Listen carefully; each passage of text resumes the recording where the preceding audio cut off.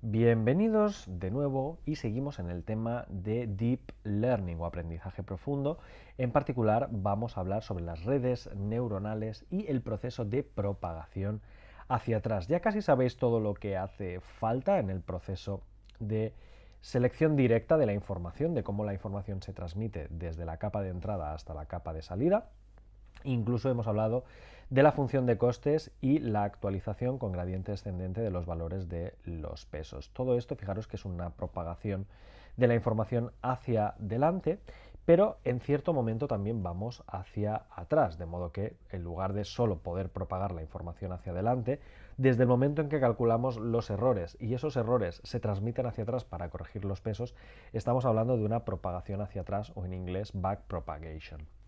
Entonces, esa es la parte del algoritmo que nos permite corregir nuestros errores y en particular está sustentado por unas matemáticas muy interesantes y sofisticadas que nos permite decidir el ajuste global de los pesos dentro de una red neuronal.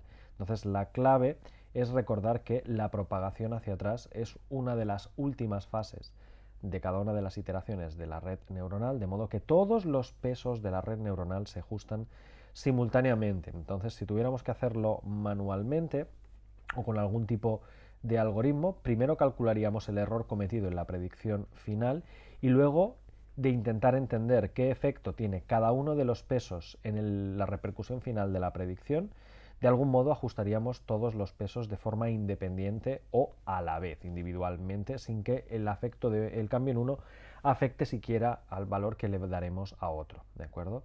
La gran ventaja de la propagación hacia atrás, y esto es la clave que tenemos que recordar durante la fase de entrenamiento en una red neuronal, es que el proceso de propagación hacia atrás simplemente debido a la forma en la que está creada el algoritmo, la forma en la que hemos estructurado el algoritmo, es la parte en la que la red neuronal se responsabiliza de corregir los errores causados por los pesos de la misma. Se ajusta todo a la vez una vez que toda la información ha pasado por la red neuronal. Se podría corregir al propio paso, pero no, se decide dejar para el final en una última etapa. Ese es el principio fundamental que hay detrás de la propagación hacia atrás, de la backpropagation dentro de una red neuronal. Y esto fue por la que se recuperó tan rápidamente en la década de los años 80 y este fue un gran avance porque era lo que le faltaba al algoritmo. Si luego queréis leer un poquito más sobre esto y cómo funcionan las matemáticas que hay detrás del proceso de propagación hacia atrás del error y la corrección de los pesos en segundo plano, os recomiendo la segunda parte de un artículo que ya os he mencionado anteriormente, Neural Networks and Deep Learning, de Michael Nielsen. Como siempre, tiene las matemáticas escritas, son bastante asequibles y os ayudarán a entender el proceso de propagación hacia atrás del error y cómo se corrige correctamente. Aunque desde un punto de vista de la intuición, lo único que tenéis que recordar es que lo que hace la propagación hacia atrás es corregir todos y cada uno de los pesos para ajustarlos a la vez y intentar minimizar el error. Bueno, pues habiendo visto todo esto, es un buen momento para resumir una mini guía de todo lo que sucede en el entrenamiento de una red neuronal. De modo que, paso número 1, se inicializan los pesos aleatoriamente con valores pequeños, cercanos a cero, pero no nulos del todo. Realmente no me he enfocado siquiera en deciros cómo se inicializan los pesos, simplemente quedaros con la copla de que son valores típicamente pequeños, cercanos a cero, pero no nulos para poder empezar el proceso de ponderación de las variables de entrada. Y tranquilos, porque el propio proceso de propagación hacia atrás será capaz de ajustar estos pesos a los valores correctos. A continuación se introduce la primera observación del dataset en la capa de entrada, de modo que cada una de las características, cada una de las variables independientes es uno de los nodos de entrada.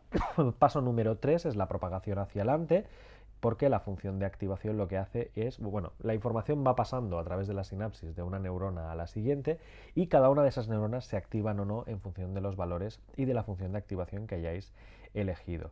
La idea es que toda la información va pasando de una capa a la siguiente hasta obtener la predicción final y gorrito.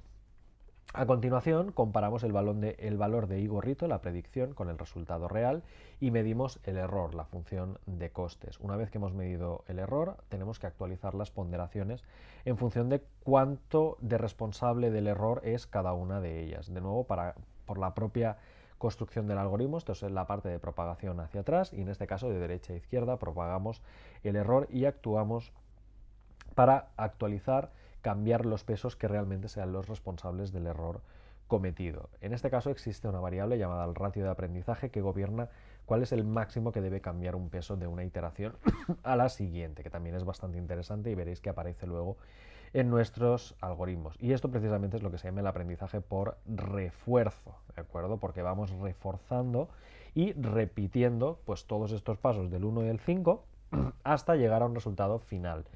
Entonces, si lo hacemos observación por observación, actualizando los pasos después de cada una de las observaciones, es aprendizaje por refuerzo. Es como aprendería, por ejemplo, un perro cuando se porta bien o cuando hace lo que esperamos le damos la galletita y cuando hace lo que no toca le damos un castigo. En este caso corregimos los pesos erróneos a través de la función de costes. Y en el caso de hacerlo con mini bloques estaría la técnica del batch learning, que es actualizar los pesos después de todo un conjunto de observaciones, o bien con la variante aquella que os enseñé, la variante del mini batch, que básicamente combina lo bueno de la una y la otra. Y luego finalmente, una vez que todo el dataset se ha suministrado a la red neuronal, se completa lo que llamamos un epoch.